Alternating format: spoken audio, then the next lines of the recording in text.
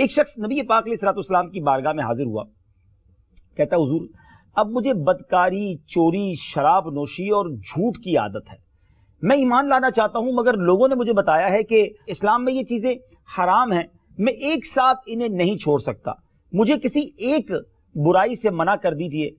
تو میں پھر اسلام قبول کر لوں گا، یعنی ایک برائی چھوڑ سکتا ہوں، باقی اتنی ساری برائیاں میں نہیں چھوڑ سکتا۔ بڑی عجیب کنڈیشن تھی، بڑا عجب سوال تھا، مگر سبحان اللہ دربار کس کا تھا؟ سرور کائنات علیہ الصلوۃ والسلام نے اس سے فرمایا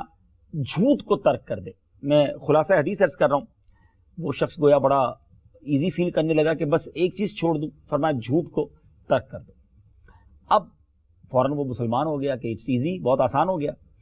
اب دربار رسالت سے جانے کے بعد جب اس کا شراب پینے کو جی چاہا اور شراب پینے کے لیے وہ گیا تو اسے خیال آیا کہ میں نے نبی پاک علیہ الصلوۃ والسلام سے وعدہ کر لیا کہ میں جھوٹ نہیں بولوں گا، اور اگر مجھے انہوں نے پوچھ لیا کہ میں کہاں کہاں گیا تھا یا شراب پی تھی یا نہیں تو میں کیا جواب دوں گا؟ تو چونکہ وعدہ کر لیا تھا کہ اب جھوٹ نہیں بولنا ہے، تو وہ وعدہ توڑنے والا بھی نہیں بننا چاہتا تھا، تو وہ شراب پینے سے باز آ گیا، کیونکہ اگر میں نے کہہ دیا میں نے شراب پی ہے تو پھر تو مجھ پر شراب کی سزا قائم کر دی جائے گی، حد قائم کر دی جائے گی۔ بہرحال بدکاری اور چوری کا ارادہ جب ہوا اس وقت بھی یہی خیال آیا کہ دربار رسالت میں اگر کوسچن ہو گیا، سوال ہو گیا تو میں جواب کیا دوں گا، کیونکہ میں نے تو جھوٹ بولنے سے اب پکی توبہ کر لی ہے اور جھوٹ نہ بولنے کا وعدہ کر لیا ہے، تو میں پھر کیسے جواب دوں گا کہ میں نے چوری کی ہے یا بدکاری کی ہے۔ بہرحال وہ ایک ایک کر کے تمام گناہوں سے باز آ گیا، اور جب نبی پاک علیہ الصلوۃ والسلام کی بارگاہ میں اس کی حاضری ہوئی تو کہتا ہے حضور میری جان آپ پر فدا ہو، آپ نے مجھے جھوٹ سے روک کر کتنا اچھا کام کیا کہ جب میں جھوٹ سے بچا تو سارے گناہوں کے دروازے جو ہیں وہ مجھ پر بند ہو گئے۔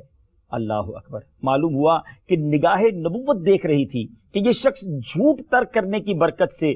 دیگر گناہوں سے بھی بچ جائے گا، اس لیے اسے جھوٹ ترک کرنے کا ارشاد فرمایا، اور آپ نے دیکھا